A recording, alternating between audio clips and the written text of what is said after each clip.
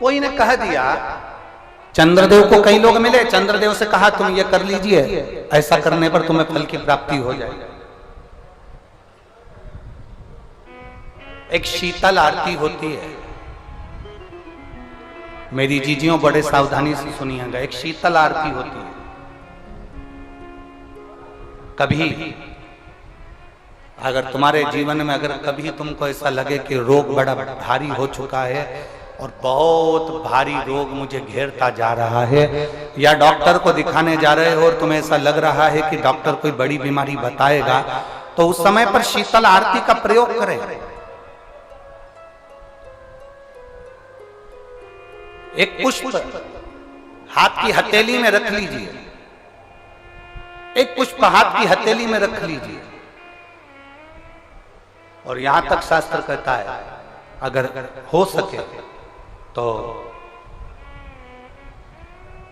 आंकड़े का अगर पुष्प मिल जाए, तुम्हारे यहां क्या बोलते हैं उसको, मंदार का फूल, आंकड़े का फूल, अकौए का फूल, जो शंकर भगवान पे चढ़ता है, छोटा सा होता है, घुंघरू जैसा होता है वो, उसको तुम्हारे यहाँ क्या बोलते हैं हरियाणा में? आंख का ही पुष्प बोलते हैं। आंख का पुष्प मिल जाए तो ज्यादा अच्छा है। अब उसमें चाहे सफेद हो, चाहे नीला हो, चाहे गुलाबी हो, जैसा भी हो, हाथ में रखने के बाद हाथ में एक लोटा जल, भगवान शंकर के शिवालय में जब आप प्रवेश करें और प्रवेश करते समय भगवान के सम्मुख में, जब भगवान शंकर के साक्षी में जब पहुंचे, आपके सामने पूजन में कोई भी सामग्री नहीं है, आपके पास में न दिया है, ना बाती है, ना गर्भवती है, ना चंदन है, ना कपूर है, ना कोई सामग्री है, केवल एक आंख का पुष्प और एक लोटा जल आपके पास में है। शिवालय में पहुंचकर शीतल आरती का प्रयोग करो। 11 बार भगवान शंकर के 11 रुद्रों का स्मरण कर कर जब 11 बार शंकर के शिवलिंग के ऊपर से नीचे तक वो कलश को जब घुमाया जाता है, और घुमाने के बाद वो आग का जो पुष्प है वो अशोक सुंदरी वाली जगह पर समर्पित कर कर भगवान शंकर को जो जल चढ़ाया जाता है, जो जल समर्पित किया जाता है, डॉक्टर भले तुमसे कह रहा हो कि तुम्हें बड़ी बीमारी के चांस हैं, आप जाकर एक बार चेक कराना, तुम्हें वो बड़ी बीमारी निकलेगी ही नहीं, उस रोग से तुम मुक्त हो। इसको शीतल आरती का प्रयोग किया गया। ये शीतल आरती, इसको शीतल आरती कहा। शिव की प्राप्ति का, एक रोग से मुक्त होने का। अब आपसे कोई कहे कि ये शीतल आरती का प्रयोग सबसे पहले किसने करा, तो आपको ध्यान लगाना है इस प्रयोग को। सोमनाथ जी की कथा का स्मरण करिएगा, सोमेश्वर की कथा का स्मरण करिएगा। आप स्कंद पुराण में, शिव महापुराण में सोमनाथ जी की कथा का स्मरण करिएगा। चंद्रदेव को काया का रोग हो गया, रोग इतना भारी था, चंद्र समझ नहीं पा रहे थे मैं करूं क्या। जब देव ऋषि नारद के पास पहुंच गए, नारद जी ने कहा एक पार्थिव शिवलिंग का निर्माण करो, बालू के शिवलिंग का निर्माण करो, और समुद्र का ही जल भगवान शंकर को उनके आनंद से आरती कर कर उनको चढ़ाने का प्रयास करो। और शिव ने ऐसी कृपा कर दी कि चंद्र के पास आकर भगवान शंकर ने कह दिया, चंद्र मैं तुझे वर देता हूं, तेरा काया का रोग समाप्त होगा, ये मेरा वर है, क्योंकि तूने मेरे शीतल आरती का प्रयोग किया।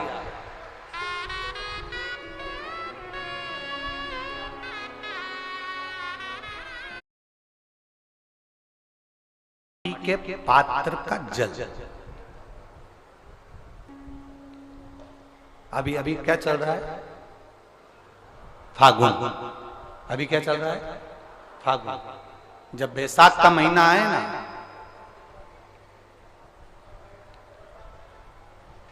जितने यहां बैठे और जितने आस्था चैनल पर सुन रहे और जितने फेसबुक यूट्यूब पर कथा श्रवण कर रहे, जितने मोबाइलों पर देख रहे हैं, प्रयास करना, बैसाख के महीने में मिट्टी के पात्र में जो रात्रि भर जल रखा हो, मिट्टी के पात्र में, अगर आपके पास में घड़ा हो, हंडा हो, नी हो, तो दिया हो, दीपक हो, कुल्लड़ हो, कोई भी तुम्हारे पास में जो मिट्टी का पात्र, उसमें जल भरना।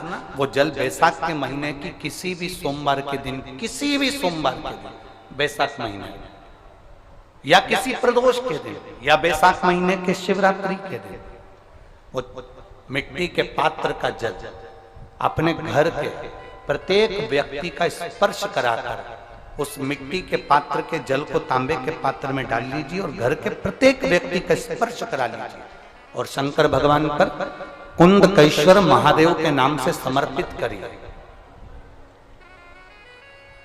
कुंदकेश्वर महादेव। कभी जीवन में पीछे पलट कर देखने की जरूरत नहीं पड़ेगी, आप उन्नति की सीढ़ी की ओर बढ़ते चले जाओगे। बैसाख महीने में मट्टी के पात्र का जल भगवान शंकर को समर्पित होना चाहिए, उसका सुख हमारे जीवन को एक आनंद फल प्रदान।